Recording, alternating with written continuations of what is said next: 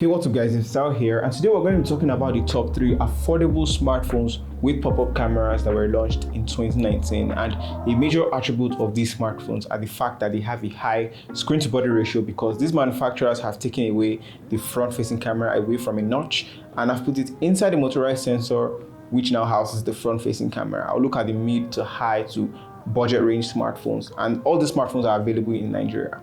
This video is brought to you by Business Day, and you can check out the link in the description for articles and more links to different things I mentioned. Without further ado, let's get to the video.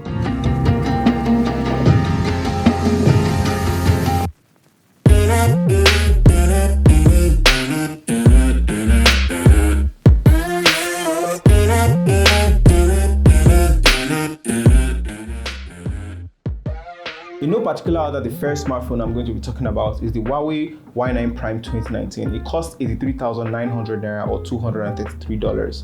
This is the most affordable pop-up smartphone camera on this list, and it was recently launched in Nigeria here. I made a review about the Y9 Prime 2019 already. You can find that with the card up above or the link in the description. And the reason why this device was mostly interesting to me was the seamless display. It's 84.3% screen to body ratio, PPI of 391, and I want you to keep this number in mind for all we're going to be looking at throughout this video.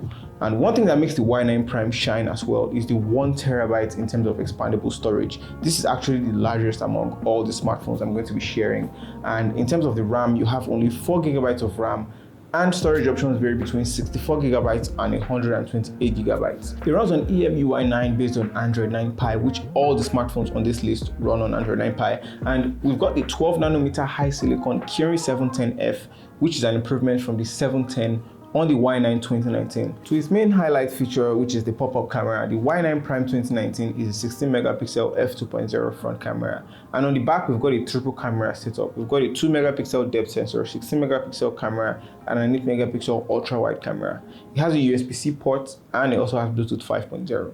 The second device we're going to be talking about is the Oppo F11 Pro, and the F11 Pro goes for 139,000 Naira or $386, and it's also launched in Nigeria recently as well. I was able to use the Oppo F11 Pro for over 30 days, and I made my review about my full experience with the Oppo F11 Pro, links in the description as well. One thing I like about it as well is the bezel-less screen-to-body ratio. Because it's along the same near bezel-less design as all the other devices, its screen-to-body ratio is 84.4%, which is just 0.1% higher than the Y9 Prime 2019. And the F11 Pro has a 397 PPI, again just slightly higher than the Y9 Prime 2019. Both of them are LCD IPS displays, 2340 by 1080p screen resolution, and it isn't just clear. You can't really tell the difference when you just look at it. The Oppo F11 Pro has an expandable storage of 256 gigabytes compared to 1 terabyte on the Y9 Prime. And of course, this is a hybrid SIM, so it's at the expense of the second SIM card. You also have storage options of up to 128 gigabytes, Android 9 as well, and you get a 12 nanometer processor in the MediaTek Helio P70. Both of them do well in terms of 2D and 3D graphics. To its feature highlight, which is the pop-up camera, the F11 Pro comes with a 16 megapixel f2.0 pop-up camera, while the back cameras are a wide 48 megapixel camera and a 5 megapixel depth sensor. Unlike the other options, the F11 Pro doesn't have Bluetooth 5.0, but Bluetooth 4.2. However, it's got a 20-watt fast charger, which is the VOOC 3.0. And it's a super fast charger. I actually made a review about it, and I explained all the features about the fast charger. So the last device on this list we're going to be looking at is the Redmi K20 Pro. Now, this is the highest priced out of all these 3 options, and it's not been officially released in Nigeria just yet. I got this for 160,000 or $444, and it is the fastest among all of them in terms of how apps load. In terms of build quality, you get an all-glass design. You get a Gorilla Glass 5 on the front, while the other 2 have glass on the front and plastic on their backs. It's a 2340 by 1080p Full HD display, and the K20 Pro is an increment to all the others on this list. It's in terms of screen to body ratio, you get an 86.1 screen to body ratio, higher than the rest, and it also has an AMOLED display. Again, the others are LCD, this is AMOLED. But as far as the storage options, you can't expand the storage on the K20 Pro because you only have slots for 2 SIM cards. You don't have any micro SD card slot.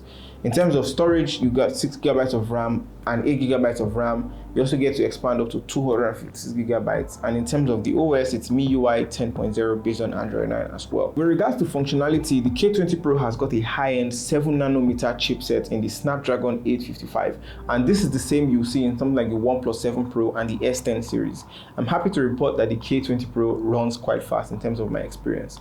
I haven't mentioned any of their battery specs, and that's somewhat intentional because they all have a 4000 mAh battery.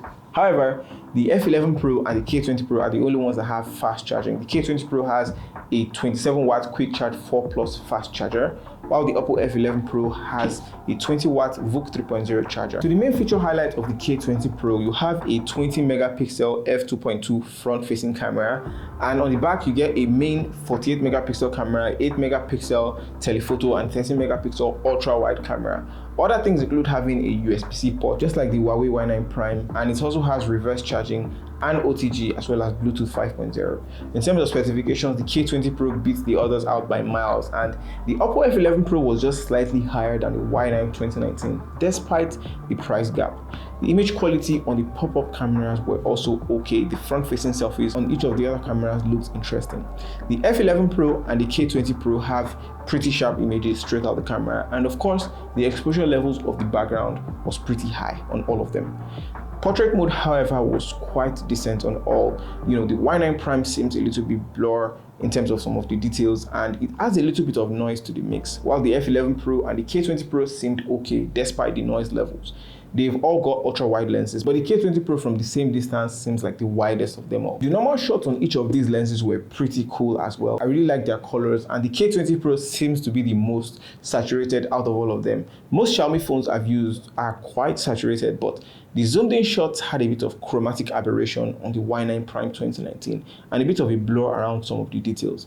As far as the video quality goes, only the Oppo F11 Pro seemed to be a bit more stable. Alright guys, so this is the front-facing camera video quality of the Redmi K20 Pro, the Oppo F11 Pro and the Huawei Y9 Prime 2019. Let me know what you guys think about the front-facing camera video quality on these cameras, as well as their sound quality. They all record in 1080p, they all record in stereo. Let me know what you think about the audio quality and the video quality right in the comment section down below. In terms of sound quality, here's how they sound. Alright guys, so we've come to the voice testing section of this video. This is how the three of them sound when you record your voice on them. Let me know what you guys think about the sound quality of these phones in the comment section down below. Alright guys, so we've come to the voice testing section of this video. This is how the three of them sound when you record your voice on them. Let me know what you guys think about the sound quality of these phones in the comment section down below. Alright guys, so we've come to the voice testing section of this video. This is how the three of them sound when you record your voice on them. Let me know what you guys think about the sound quality of these phones in the comment section down below.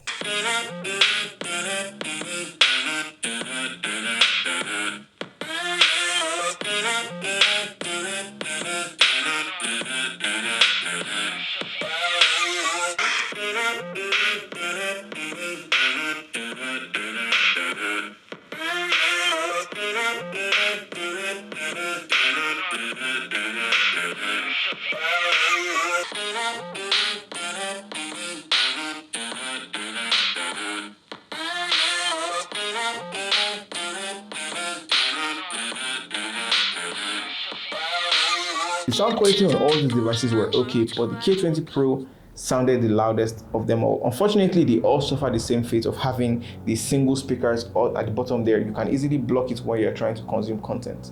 So that's it for this video. Do let me know what you think about these three smartphones. Which of them are your favorites? Which of them would you buy if you had the cash? Let me know your thoughts in the comment section down below. Thank you so much for watching. Please hit that like button. Don't forget to subscribe and turn on notifications so you'll be the first to know when I drop a new video. That's it, and I'm going to catch you guys in the next one.